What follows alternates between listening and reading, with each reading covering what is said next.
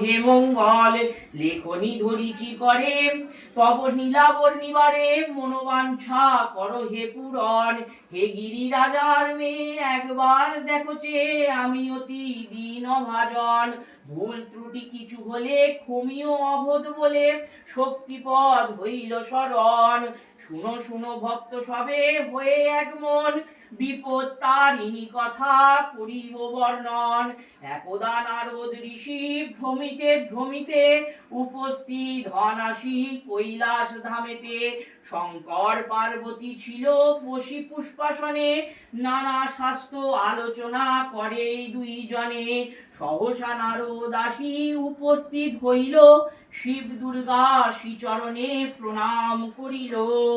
আশীর্বাদ করি শিব জিজ্ঞাসে তখন, কি কারণে হে দেবর্ষি হেতা আগমন।